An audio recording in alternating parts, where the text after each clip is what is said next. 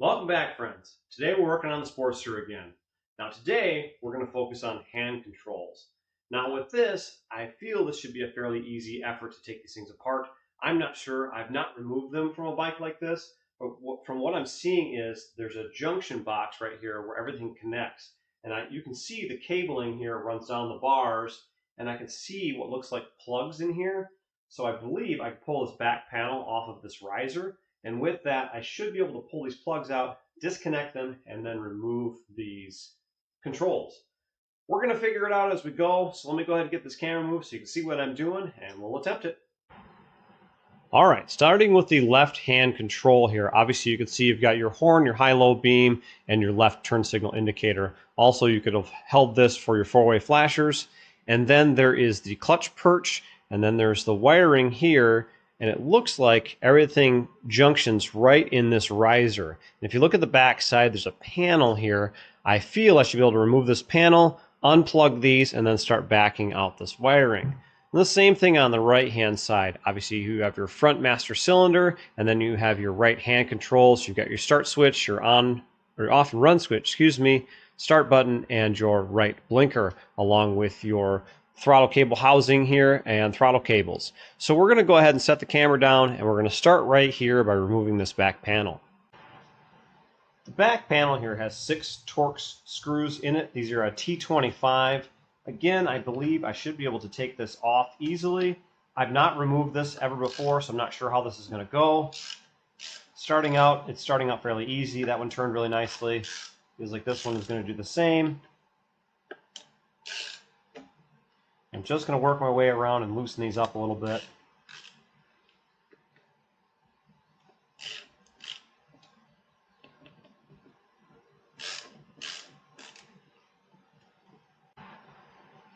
With all the Torx screws loose, I'm going to go ahead and take them all the way out. All right, we're on to our last Torx screw here. I'll go ahead and loosen this up the rest of the way. These were much longer than I expected, honestly. It's a fairly long screw. Again, I've never seen that. This is the back cover plate here. And now, as you can see, I've got access to these plugs. Super nice. I'm glad that I can unplug these things and I don't have to cut these wires. So this will make this wiring here really nice. We'll start with the left-hand side, and we'll go ahead and we'll just unplug it. So there's a button here to push, obviously. And this should unplug. These things have probably been together a long time, and they do have a water seal on them so they can't get wet. There's the left one. Let's get the right one out. And there's the right one. Now we're ready to remove these. You can see on the handlebars there's a wire hanger here, these little plastic guys. And sometimes these come out nice and sometimes they don't. You can usually get in there with a screwdriver or a pick and push them together and pull them out. Sometimes you can just pull them. And I'm just going to pull them. Because I'm already on the right-hand side of the bike, we're going to work on the right-hand side of controls. Now, where I'm going to start is I'm going to loosen up these throttle cables, the throttle and return cable. So what you're going to do is you're going to take this rubber gasket here and you're going to roll it out of the way. These are a 3/8 inch jam nut and adjuster.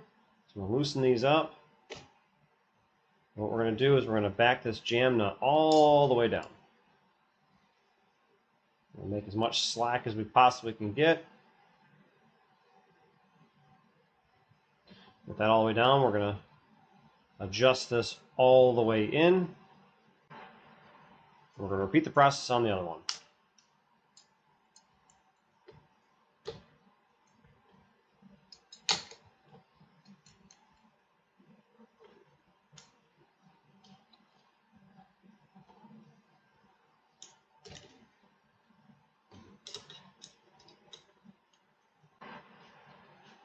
All right, with our cable adjuster all the way down, there are 2 screws in this housing that you're going to take out. These are both a T25 Torx. So there's one on the back side here and there's one on the bottom. So if you're looking at the top, you can see the one on the top, and the one on the bottom is just right past the blinker here, the right side blinker.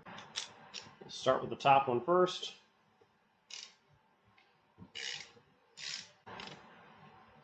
Move on to the bottom one next.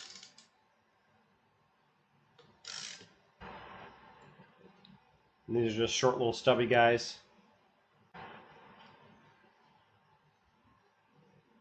Now I have both of those screws out.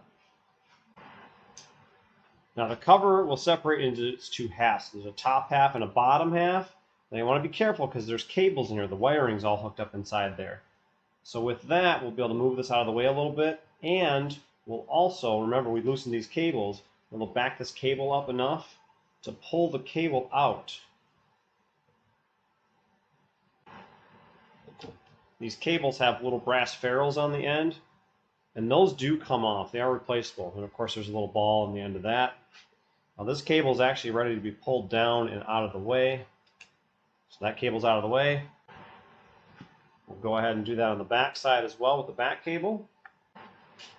With the cable out of the way, we'll go ahead and pull the throttle tube off. I did need a little pick to be able to get in there to get that cable to move. Kind of unlimited working space here.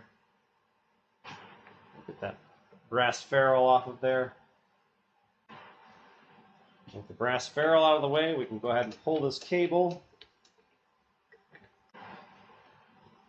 Now there's a little snap ring in here that holds everything in place, so you do have to force the cable to come out. Now this is almost ready to be pulled. One of the things you want to think about when you're at this step is, do you want your brake cable off right now, or do you want to keep it in place? If you want to take it off, now's the best time because the master cylinder is locked in place and cannot be moved, so you'd be able to loosen up the cable. I'm not ready to take that off today. I don't want that off. But one of the things I want off is this mirror. So I'm going to go ahead and loosen that up. That's a 1/2 inch nut on the back side of this mirror here. On the bottom, I should say, not the back. Now your mirror is going to have this little ferrule here, probably a spacer, some other spacers, lock washers, and a nut. I've taken those all off, and now I can set that aside. Now that I have the mirror off, I can go ahead and take the master cylinder off. The cable runs through right here, so that's actually being held in place by the master cylinder. So there's a dimple in the bottom side of the bars here and a channel where this cable runs through. So we'll go ahead and we'll loosen up this master real quick.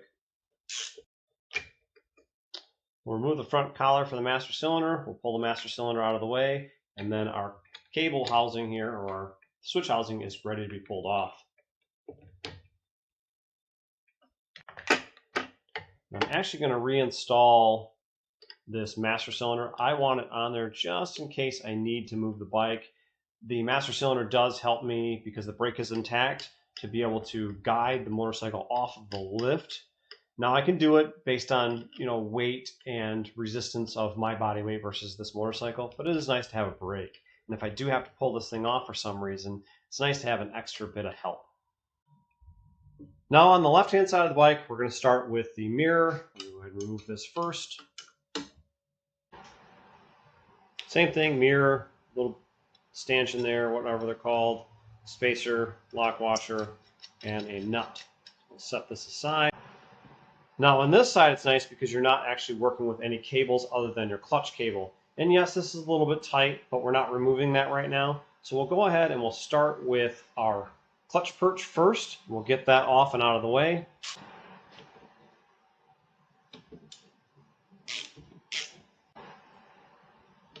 We'll pull our clutch out of the way here. We'll let this just dangle for a minute. With the clutch perch out of the way, we're ready to remove the switch housing. Again, there's a T25 screw in the top here, and there's one just to the left of the blinker button. So we'll start with the top. Move on to the bottom. Pull our 2 screws and then separate the housing itself. Now this is going to come off the back here. Push it this way. There's a little bit of grip glue on there. Sometimes you'll run into that, so be careful how hard you're yanking on these things. But that is the switch housing itself. Again, you want to be careful because there's wiring in the top for the top 2 buttons and wiring in the bottom. You don't want to yank this thing apart. If you do that, you risk pulling the wiring apart and ruining the housing itself. Now, yes, those things can be soldered back into place and fixed, but if you don't have to do that work, why yank on it? As far as this grip goes, it should be glued into place. Sometimes you can twist on these a little bit and get them. Often what you have to do is hammer on it. Now I can see there's a ton of glue on here. Unfortunately, this may take a lot to get off. Sometimes these are like a cap screw type deal and they'll unscrew. This doesn't seem to want to unscrew. It just seems to spin and spin and spin. So I'll probably get on this with a hammer, hammer it off, and then that way it'll be done. Unfortunately on the bike, there's a ton of glue on this grip and there's no good way to take it off. So what's going to happen with it is I'm going to end up ruining the grip. I can hammer on this for a while and it doesn't seem to move.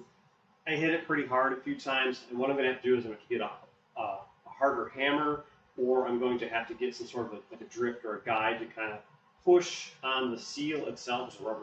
There's rubber inside this to get this grip off. I may end up having to cut it with a cut-off wheel and pry it apart. That's an option too. I don't want to ruin the handlebars. That's the big thing. I'm trying to save the bars. I could just leave the grip on there and let somebody else deal with it. I don't really want to do that if I don't have to, because I know it's going to be a nightmare of a job.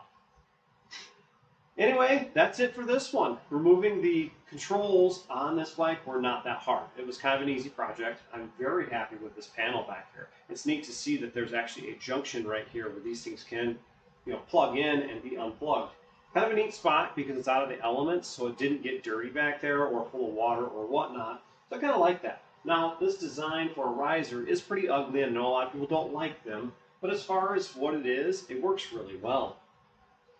Anyway, friends, that's it for this one today. If you liked the video, give it a like. If you found it informative, that's really awesome. If you have any questions or comments, drop them in that comment section below. We're getting down to nothing here. There's a lot left to take off, but then there's not a lot left to take off. And those videos are going to be probably longer videos because we're going to run into things like taking the engine out, pulling the wiring harness, pulling the wheels. I think the next thing I'm going to do is work on figuring out how to get this engine out. So I think that's the next video. I do have to find a stand. I've got 2 engine stands. I believe one of them will work for this motor. I'm not sure. I need to go ahead and get those dug out of my barn and see what I've got and figure out if it will work with this. If it will, we'll go on to engine removal. I've never taken one of these out, so I'm expecting this to kind of fight me. I don't think the process is going to be easy, but then again, I don't know. And I have to say, every process I've kind of run into so far, I thought they were going to be tougher than they were, and they haven't fought me a lot. But again, one of the things about working on a motorcycle with low mileage that's been well taken care of is it's not going to fight you that much. Now, I understand that comes into play when it's a bike that could be 100 years old or something that has sat for a very long time. Maybe those parts want to stay together, and those could fight you, but this is not 1990, excuse me, it's a 2000, so it's a fairly newer bike. I'm so focused on being in the 19s, 1966, 1948, 19 whatever. Those are the bikes I typically work on. So to say 2000 is kind of funny because I don't do a lot of this work. Anyway, friends, I'm rambling along. I got to get off here and figure out what the next step is. We'll catch you next time.